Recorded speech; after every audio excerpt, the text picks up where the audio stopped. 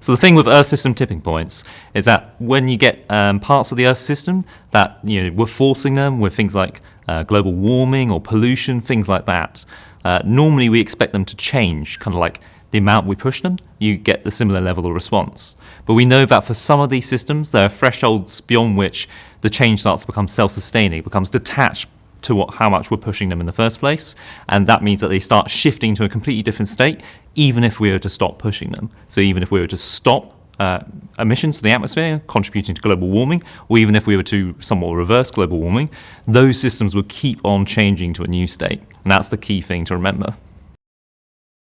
So there's so many different Earth system tipping points I'm concerned about. It's hard to pick one out of them, but one that does concern me in particular would be the Amazon rainforest.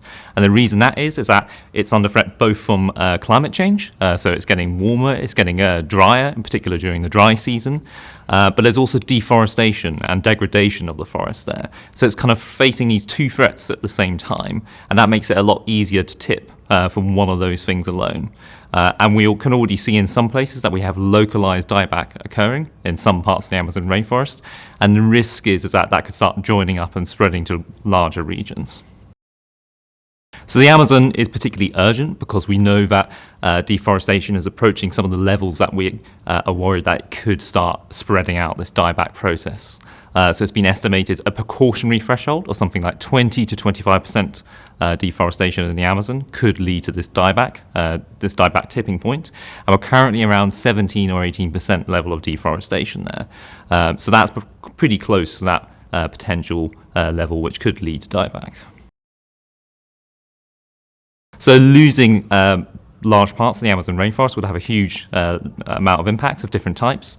For one thing, the Amazon rainforest is one of the richest places in terms of biodiversity on land for the planet. So we could lose a huge number of species and populations of those species as well.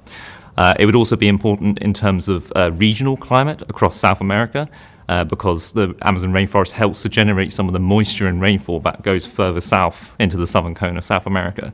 So it could really affect agriculture, but also ecosystems further south across the whole of the continent. And then it would also have an impact on global climate as well, because the Amazon rainforest helps to store a lot of carbon. That would be gradually released as it starts to go to a more open state, and that could contribute something like 0.1, 0.2 degrees to global warming. So it really have a big impact on everyone.